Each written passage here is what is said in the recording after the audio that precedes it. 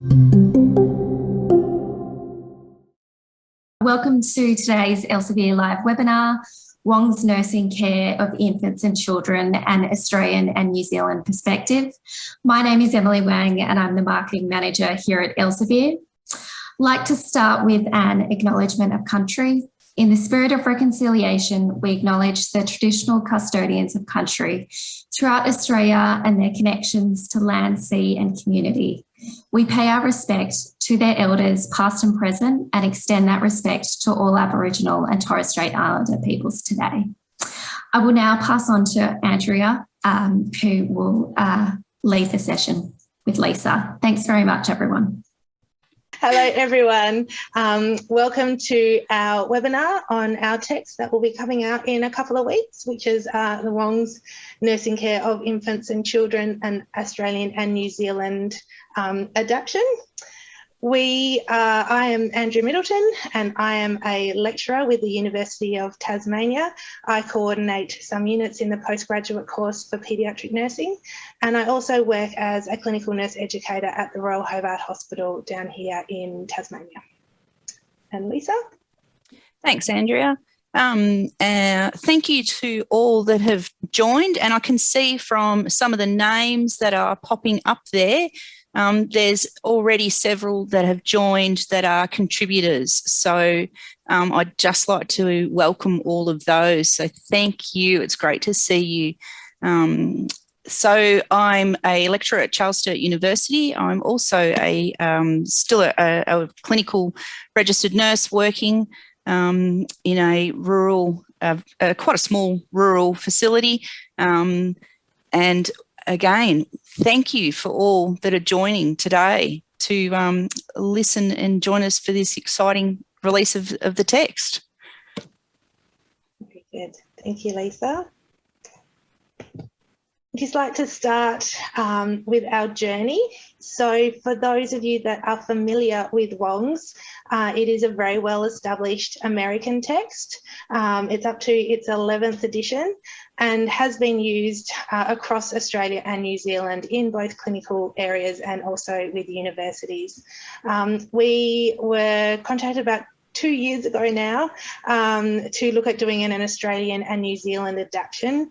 We were really excited about this because even though there's some great sort of text out in the space, we really wanted something that still had a really strong anatomy and physiology focus, a really in-depth review of clinical practice, and something that had a really good Australian and New Zealand focus.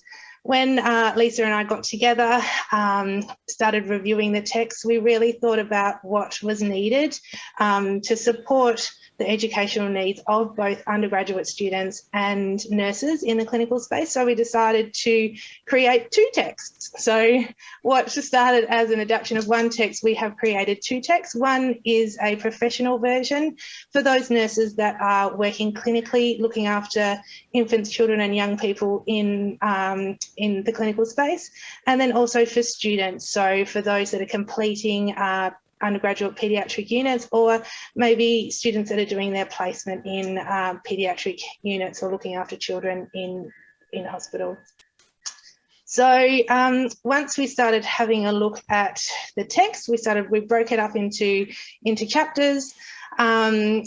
Lisa, we pretty much halved the chapters up, and then the chapters went out to contributors. So as Lisa said before, thank you very much to all those academics and clinicians that have contributed to the chapters. It's been really great to have people from both Australia and New Zealand to contribute to the text, and really to make sure that the information in the text is up to date, it is relevant to practice, and it is something that can be used across both sort of the academic and the clinician area. The chapters also went out for review. So we got, again, academics and clinicians to review the chapters and to provide feedback, again, to just make sure that they're relevant and able to be used in practice. Do you have anything else to add, Lisa, for that?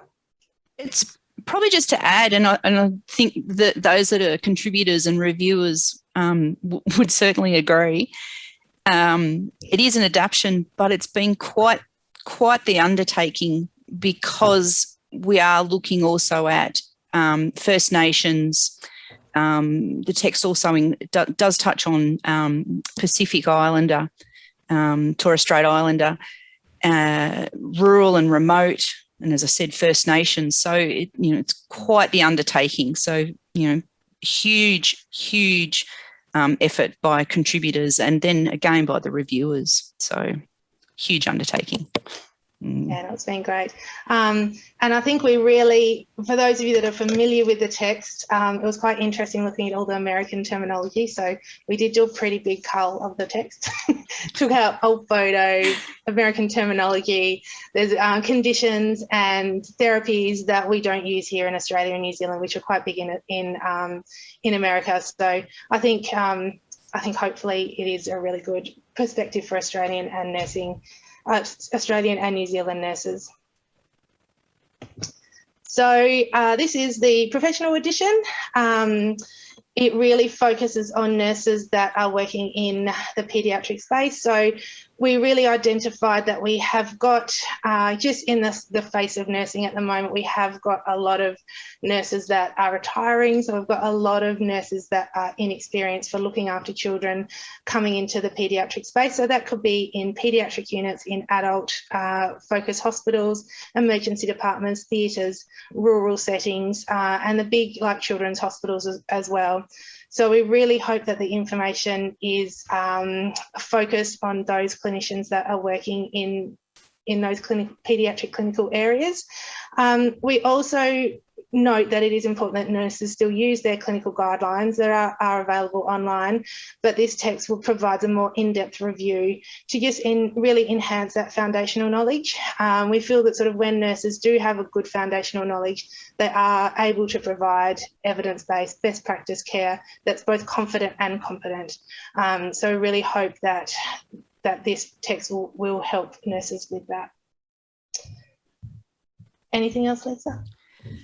Yeah, just as you're saying, and I know I saw Tamika Mulqueeney's has joined us today, and I think that's probably one of the chapters looking at newborns and infants is probably one of the chapters that would be a good demonstration of this. That the professional edition and looking at those that are wanting to do those postgraduate study, it's just a lot more complex in the pedagogy, in the depth of the content, and there's and Andrea will show you a slide in a moment that goes and looks at some of the difference in the content, but there's examples around research questions within the content. So it's just that little bit more in depth with the content that takes it to that next level, to the more advanced clinician. It's also probably a text for those that have joined us today that are from academia for postgrads. If you were maybe looking in third year subjects as a specialised paediatric subject as well, and if a student was looking towards wanting to move into paediatrics as their area of specialty. Thanks, Andrea. No, that's fine. Yeah, I think just to summarize, it is really important that we really have a good foundational knowledge, because that just helps us to provide that family-centred care and health promotion. Then we have our student edition. So again, we've focused this edition for students that have a placement in paediatrics or are completing probably more of an undergraduate paediatric nursing subject.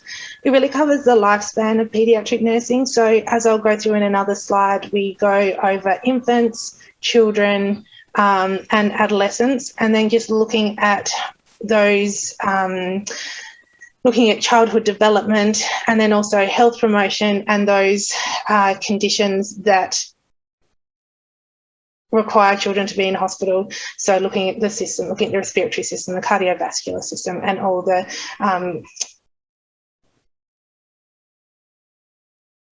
things that we can do to help that. The student edition has review questions and also case studies, which will hopefully can help academics in that area. Do you have anything else to add, Lisa? Probably just this is the one that I think the biggest difference that you'll see in those that have been around as for quite a while. I actually remember when first approached to do this adaptation, I spoke with Natalie about, I have a copy of the first edition of Wong. So knowing what the first edition looked like through to the 11th edition, which is still of the US edition, it was quite a big chunky book. For the student edition, and particularly, for students, but also for academics, it's a much user-friendly textbook. It's taken, as was Andrea just explained, it's taken a lot of that content out that is a lot more suitable for postgraduate, for advanced clinician, or the clinician, the student and the clinician who's wanting to, specialise in paediatrics. But the resources that are that come with the Evolve assets, the resources, the EAQs, and the content that's within the chapters to assist students, it's a lot more user-friendly, the student edition now. They're not having to sort of waver through all that additional content that would, that isn't necessary for students. Yeah. I think it's just that really good foundational knowledge. Yeah. And that really. And it fits a lot better with the pedagogy of undergraduate study across the paediatric lifespan. All right, thank you, Lisa.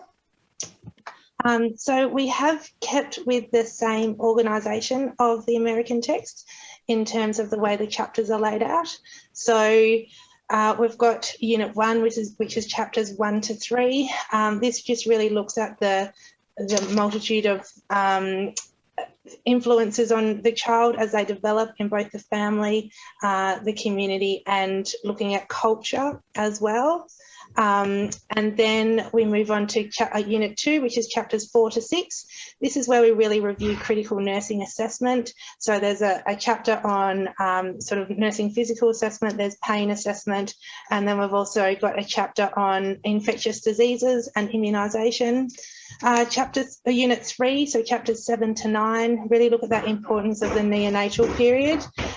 So just looking at the management of neonates, looking at health conditions that are pertinent to the newborn and the family. We also move on to Unit 4, so looking at chapters 10 to 18, and this is where we look at the major developmental stages in childhood and adolescence. So we have chapters on health problems, working with the family, looking at health promotion of the toddler and the family, the child and the family, health problems of early childhood. So these are just really that good foundational knowledge that can help sort of care for children and families in the community and then also in the hospital. Then we move on to chapter 8, so that Unit 8, so looking at chapters 19 to 20. These chapters look at facilitating the development of children who have a congenital or acquired physical, cognitive or sensory impairment. So just ensuring that we provide that family-centred care, and then also looking at end-of-life care and palliative care as well for those children and families. Then we move on to chapters 21 and 22, they really look at the impact of hospitalisation on children, so ensuring that we are preparing children for procedures that we need to do, looking at interventions and skills for those that are coming into hospital so we can provide the best support. And then the remaining chapters, so chapters 23 to 24, just really look at those serious health problems of infants, children. And they're really broken up into systems. So we look at the respiratory system, fluid and electrolyte imbalance, gastrointestinal, cardiovascular, and all these chapters have a really good focus on that anatomy and physiology, looking at the system, the nursing considerations, and then therapeutic management. And we've really ensured that they do have an Australian and New Zealand perspective. I think just these are probably the chapters that have the main difference between our professional and our student editions. So our professional editions do go into sort of a lot more complex care, just with those patients that, you know, the nursing students wouldn't be looking after in a clinical practice and probably don't need that level of understanding quite yet. They're going to really need to work on those foundational skills, whereas the professional version does go into more in-depth complex care. Do you have anything else to add, Lisa? I think that's probably, where the difference where we're looking at, the nursing considerations, the therapeutic management, that and that family-centred care. We're obviously looking at what's relevant for Australia and New Zealand. And again, we also look at what's significant in relation to rural and remote and First Nations as well. Thanks, Andrea.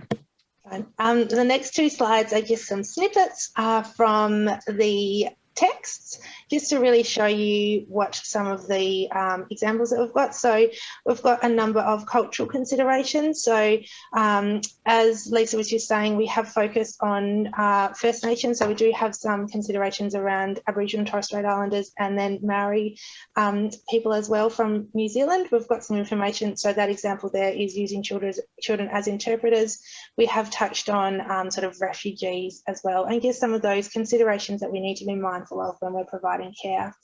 There's a number of tables and boxes throughout the text, and they are referred to in the paragraph writing as well. Every chapter starts with learning outcomes, so we've named up to sort of between 4 to 6 learning outcomes that we just hope that readers will get from reading the chapter. We've added in nursing care considerations. So the example that I've got is communicating with children. We've got case scenarios, which have got a number of questions to them. We've got family-centred care boxes. So that's really how we can focus on ensuring we're providing that family-centred care and talking to the families, providing health promotion. We've got nursing care guidelines. We've got medication safety. And then the student edition does have review questions at the end of each chapter. Do you have anything to add, Lisa?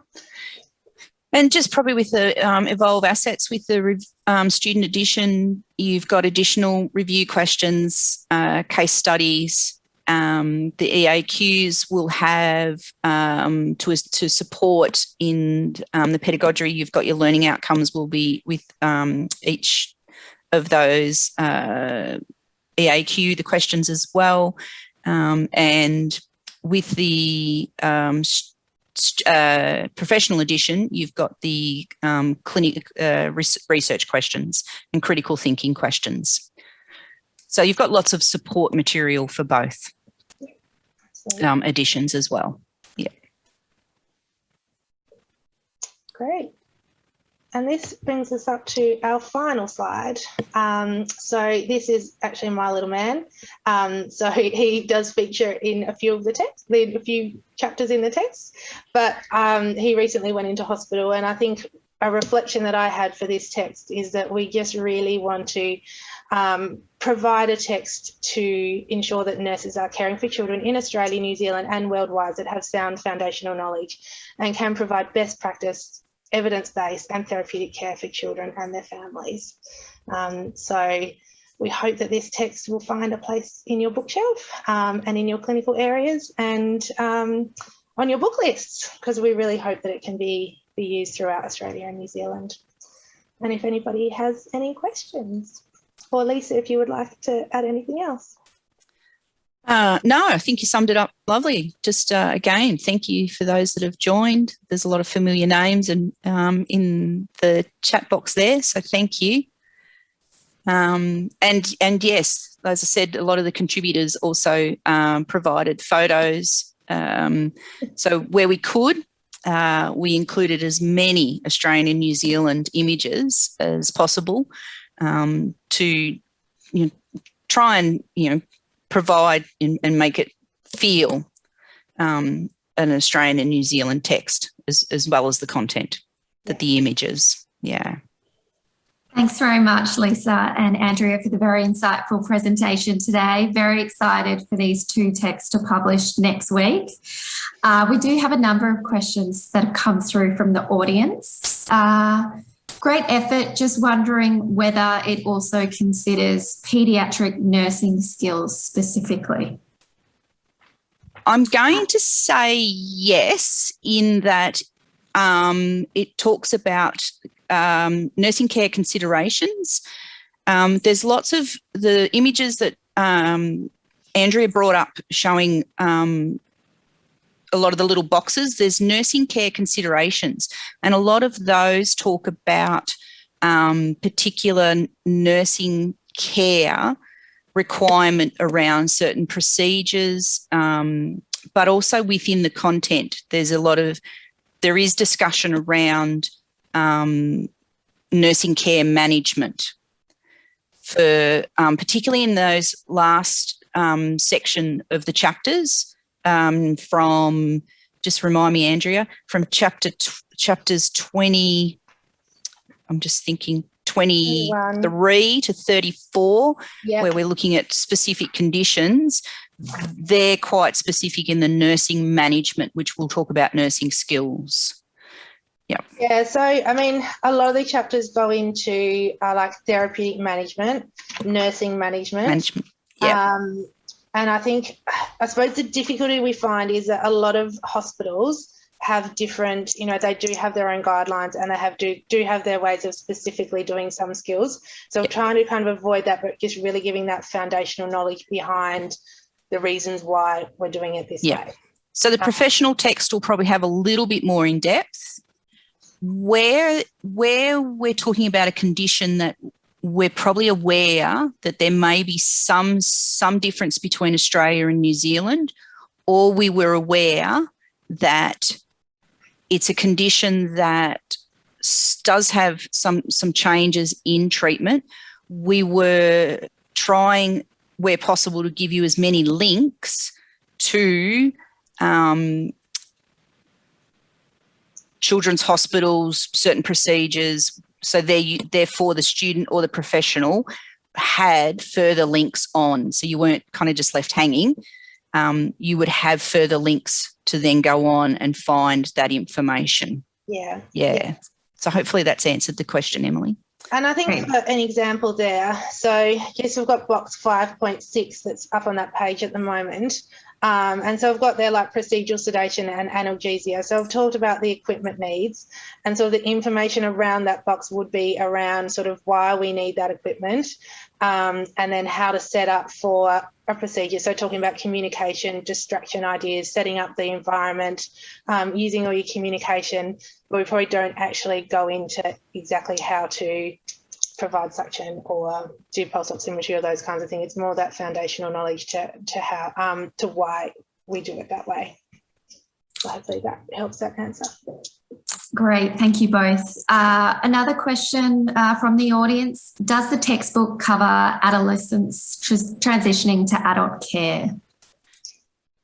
Yes, we have discussed. I know there's a chapter on end of life care, which I know that's not transitioning to adult care, but it has mentioned it. Well, there's also a chapter on those children with like cognitive and sensory impairments.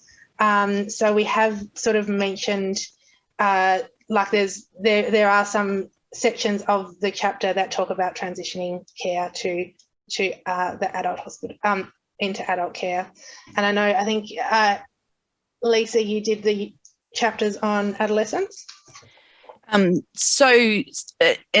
it's probably similar to what I just spoke about in regards to mental health, sexual health, and in the professional edition. So that's in the student edition, and in the professional edition,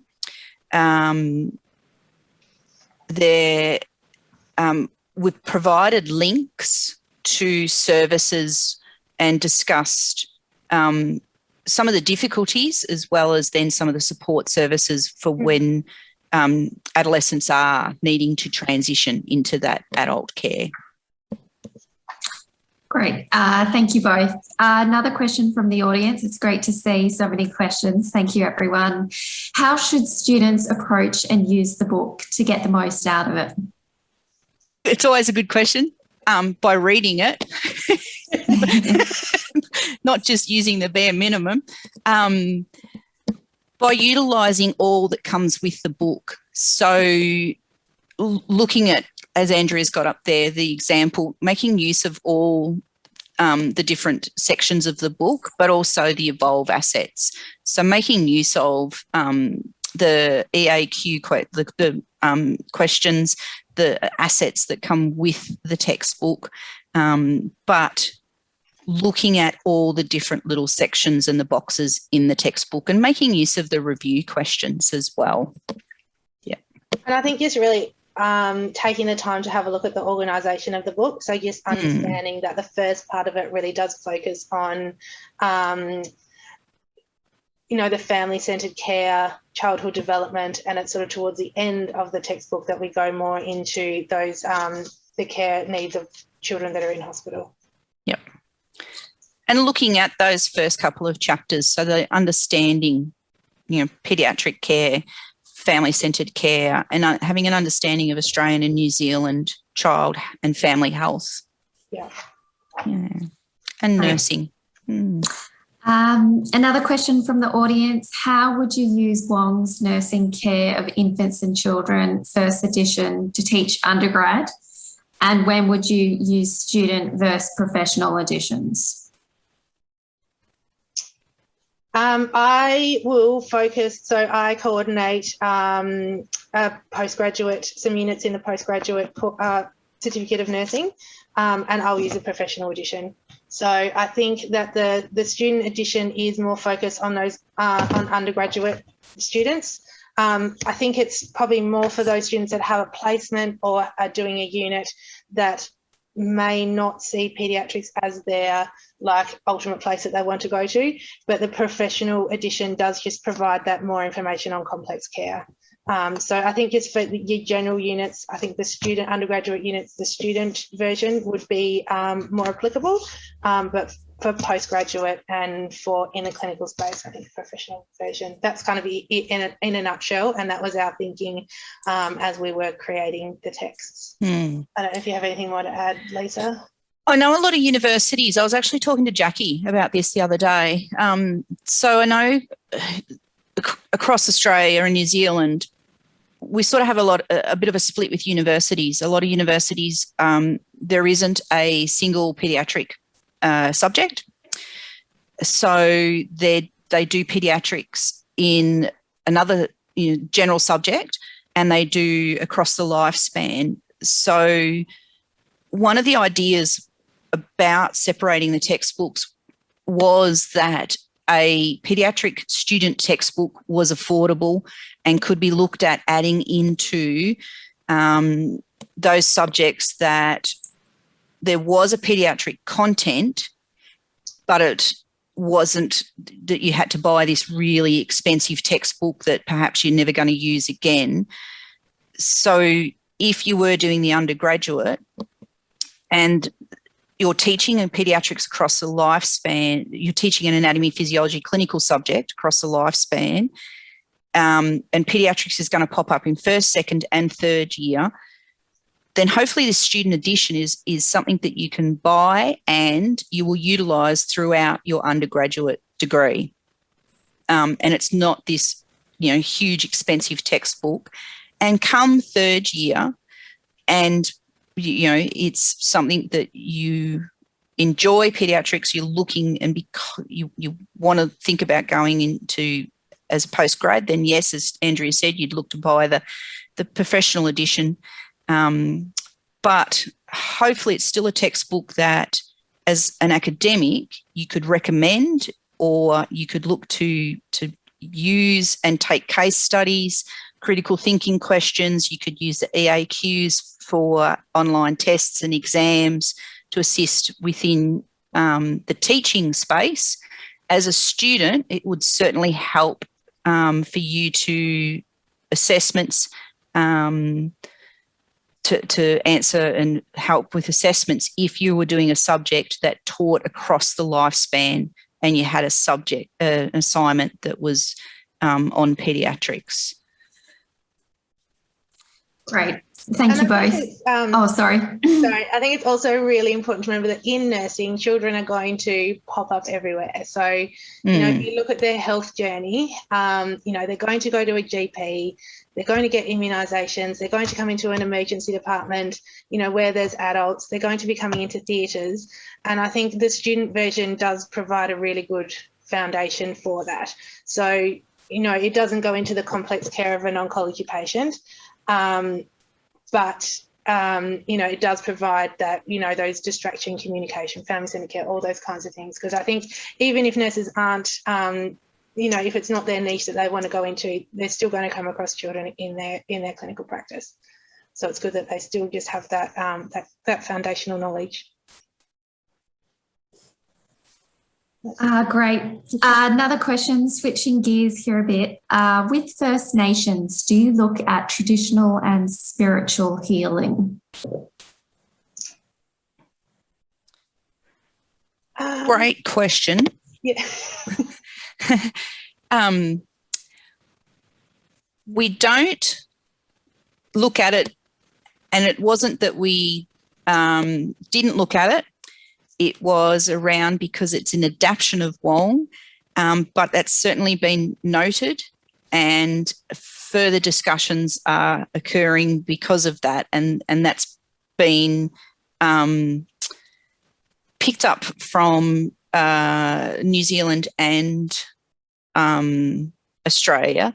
So whoever did ask that question, if they would like to email me, that would be terrific. Because it was something that has come about. Part of the discussion was it is an adaptation. We didn't want to make the textbook bigger than Ben-Hur,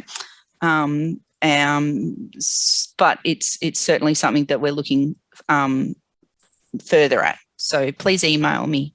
And Emily, will our email addresses, can we put that at the end, or can that be concluded in the information that goes out at the end? Yeah, if you're happy with that, I can include both your emails in the post-webinar email that goes out to everyone. Yep, that'd be great. Thank you. Fantastic. Thanks, Lisa. We've just got a few final questions from the audience. Could the professional text be a great resource for an emergency department in a regional hospital for nursing staff who haven't had paediatric experience? Yeah, absolutely. I would, I think for the clinical areas, I think it would be best for them to have the professional version. It just does go into more complex care. And I think we have really focused it on providing that care for nurses that are in a paediatric area but also look after kids in a clinical space. I think particularly those last chapters, I think you would find very, very useful, because yes, most of the patients that you see may be low care, but you may get that patient that comes in that needs that more high-end complex care and preparing them for transport to a tertiary centre. So we have gone into that information here. We've talked about red flags and what needs to, particularly in the nursing care considerations, what needs to happen for the best care for that patient. Mm-hmm. Thanks, Andrea. Just two final questions. I'm just wondering whether the professional version looks at the deteriorating paediatric population and any critical care management. So it doesn't go into intubation. But it does look at complex care. So I think probably if you're looking for a text for use in like a PICU or a neonatal ICU, it provides the good foundational information, but I wouldn't say it goes into critical care. It goes into complex care, but I wouldn't say critical care. I would agree with that, Lisa. Yeah, mainly because of it being across Australia and New Zealand, and those, as Andrea mentioned before, most of those units are quite specific, and retrieval teams are quite specific in their policies and procedures. So it's a little difficult to sort of put that into this size text. Yeah. I suppose in saying that, though, it also depends on what kind of unit. So putting my clinical hat on, where I practice at the Royal Hobart Hospital, the patients that we care for in the ward environment would most probably be, some of them would be in an HDU environment if they were in a tertiary centre, at the Royal Children's in Melbourne. So I don't think it goes to an ICU level, but it definitely provides information for those complex care patients, and probably ones that are in those regional areas that not quite sick enough to go to an ICU in the Royal Children's or the Westmead or somewhere on the big children's hospitals, but still a complex for the regional areas. Great. Thank you both. Another question from the audience. Does it also include legal aspects in an Australian context? For example, consent, guardianship, laws, etc.? Yes, I was about to say yes, we definitely cover consent. We talk about mandatory reporting. However, again, even around Australia, there are different laws between the states. So we have mentioned it, but we've also said to refer to, the laws that are pertinent in the state that you're in. And again, as well, because it's New Zealand as well. So I think, the foundational knowledge is the same, but we have said that you do need to refer to the law that is in your state. So, we talk about consent, guardianship, mandatory reporting, the ones that come off the top of my head, Mental Health Act. But again, there are some subtleties amongst the states. Great, thank you both. And I know I said final 2 questions, but we've just had another 2 come through. How much attention is paid to the social determinants of health and childhood trauma and long-term impact? For the childhood trauma and long-term impact, there's throughout a couple of different chapters that's touched on. So overall, in the both editions, the student and the professional edition, in probably, I would say, Andrea, in about 6 different chapters that's discussed. And the social determinants of health are quite significant in chapters 1, 2 and 3. Yeah. And that's where there's quite a lot of information for both Australia, New Zealander, Pacific and Islanders, and within Australia, looking at First Nations, refugee, and also looking at that across metropolitan through to regional and rural for social determinants and having the impact on health. Yeah. Fantastic. And I can answer the final question. When is it to be released, and is there a special price or discount if buying both versions? So we're very excited that the publication date of both the student and the professional editions is next week on the 5th of November. And as the speakers have mentioned, included in the text are Evolve assets, which will also go live on that same date. The student edition will also be made available on Clinical Key Student for Nursing, and the professional edition will be made available on our professional platform, Clinical Key for Nursing. There will be a discount for anyone that has registered for this webinar. You will receive a promo code to purchase the book in the post-webinar email, which will go out later this week. And we will look at setting up a bundle of both the texts. So that's it for today. Thank you so much to the speakers, Andrea and Lisa, for sharing your incredible insights. It's been wonderful to hear your journey from conception of the ANZ edition throughout manuscript to publication next week. Big thank you to the audience for joining. I will close off the webinar now. Thanks a lot. Thank you.